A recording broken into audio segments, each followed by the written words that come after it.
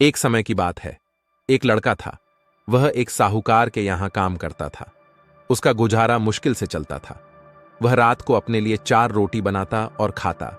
कई दिन से उसकी एक रोटी कोई चुरा कर ले जाता। एक दिन उसने देखा कि एक मोटा सा चूहा आता है और उसकी रोटी लेकर चला जाता है। उसने उसे रोका और कहा, मैं बड़ी मुश्किल से 4 रोटी कमा पाता हूं। मैं आगे ही परेशान रहता हूं। मेरी गरीबी कब दूर होगी और ऊपर से तुम मेरा एक रोटी ले जाते हो। चूहा बोला, मैं तो अपनी किस्मत की खाता हूं, और रही बात तुम्हारी परेशानी की तो उसका हल गौतम बुद्ध ही कर सकते हैं, परंतु वह बहुत दूर रहते हैं। लड़का बोला, अगर वह मेरी मुश्किल हल कर सके तो मैं दूर जाने को भी तैयार हूं। अपनी समस्या का समाधान पाने के लिए वह साहूकार से कुछ दिनों की छुट्टी लेता है और महात्मा बुद्ध से मिलने के लिए निकल पड़ता है। चलते चलते रात हो जाती है। उसे रात रहने के लिए एक जगह चाहिए थी। उसने पास में ही एक हवेली देखी और हवेली का दरवाजा खटखटाया। हवेली से एक महिला बाहर आती है। वह लड़का उसको बताता है, मुझे महात्मा बुद्ध से मिलने जाना है और रास्ता बहुत लंबा है। क्या मैं यहां एक रात के लिए रुक सकता हूं? हवेली की मालकिन बोली, हां, तुम रुक सकते हो, लेकिन मेरी एक शर्त है। तुम्हें महात्मा बुद्ध से मेरा एक सवाल पूछना होगा। मेरी बेटी 20 साल की हो गई है, पर वह बोलती नहीं है। उनसे पूछना कि वह कब बोलेगी। लड़का बोला, ठीक है, मैं महात्मा बुद्ध से आपके प्रश्न का उत्तर पूछ दूंगा। एक रात वहां रहकर लड़का अगले दिन अपने सफर पर चल पड़ता है।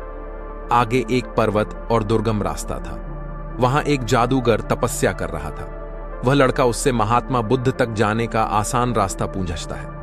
जादूगर कहता है कि मैं तुम्हें अपनी जादू की छड़ी से तुमको आगे नदी तक पहुंचा दूंगा, पर तुम्हें मेरा एक प्रश्न महात्मा बुद्ध पूछना होगा। मैं 1000 साल से तपस्या कर रहा हूं, मैं स्वर्ग कब जाऊंगा? लड़का उसकी बात मान लेता है और जादूगर उसे नदी तक पहुंचा देता है। नदी को पार करते ही बुद्ध का आश्रम था। वहां एक बड़ा सा कछुआ था। उस लड़के ने कछुआ से कहा, मुझे महात्मा बुद्ध के आश्रम तक जाना है, मुझे अपनी पीठ पर नदी पार करवा दो। कछुआ बोला, नदी तो मैं पार करवा दूंगा, परंतु तुम्हें महात्मा बुद्ध से मेरा एक प्रश्न पूछना होगा। मैं 500 साल से नदी में हूं, मैं ड्रैगन कब बनूंगा? लड़का कछुए की बात मान लेता है और वह नदी पार करवा देता है। वह महात्मा बुद्ध के आश्रम पहुंच जाता है। जब वह महात्मा बुद्ध से मिलता है तो कहता है कि मुझे आपसे अपने प्रश्नों के जवाब चाहिए। महात्मा बुद्ध कहते हैं, ठीक है, लेकिन मैं केवल 3 सवालों का ही जवाब दूंगा। महात्मा बुद्ध देखना चाहते थे कि वह किसके प्रश्न का त्याग करता है। उधर लड़के के मन में द्वंद्व चल रहा था कि मैं किसके सवाल का त्याग करूं। कछुआ 500 सालों से इंतजार कर रहा है, जादूगर 1000 सालों से, गूंगी लड़की 20 सालों से, और मैं भी आर्थिक परेशानी का हल ढूंढने बहुत कठिनता से यहां पहुंचा हूं। फिर वह गहन विचार करता है कि मैं ज्यादा मेहनत करके अपनी समस्या सुलझा सकता हूं, इसलिए उसने अपने प्रश्न का त्याग कर दिया। उसने गूंगी लड़की, कछुए और जादूगर तीनों के प्रश्न महात्मा बुद्ध से पूछे। महात्मा बुद्ध से तीनों के प्रश्नों का जवाब लेकर वह वापस आ गया। सबसे पहले नदी तक पहुंचा तो उसे कछुआ मिला। कछुआ ने अपने सवाल का जवाब मांगा। उसने कछुआ से कहा, महात्मा बुद्ध ने कहा है कि जब तुम अपना कवच उतार दोगे तो तुम ड्रैगन बन जाओगे। कछुए के कवच उतारते ही वह ड्रैगन बन गया।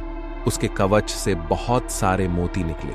कछुआ बोला, ये मोती मेरे किसी काम के नहीं हैं, इसलिए इन्हें तुम इसे ले जाओ। वह लड़का मोती लेकर आगे पहाड़ी पहुंचा। उसे वहां जादूगर मिला।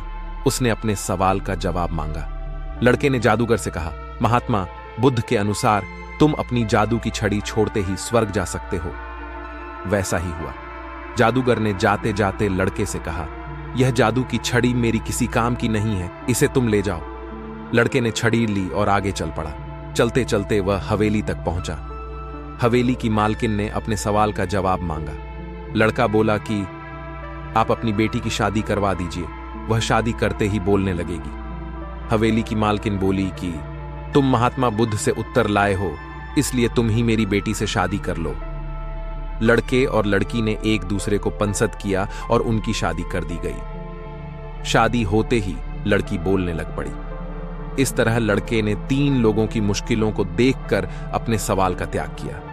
उसे त्याग के फल में मोती के रूप में पैसा, छड़ीड़ के रूप में शक्ति और एक रूपवान पत्नी मिल गई। ये कहानी हमें बताती है कि किसी की मदद के लिए ज्यादा साधनों की जरूरत नहीं होती और त्याग का फल हमेशा मिलता ही है। आशा है कि आपको गौतम बुद्धा की हिंदी स्टोरी ऑन सैक्रिफाइस अच्छी लगी होगी।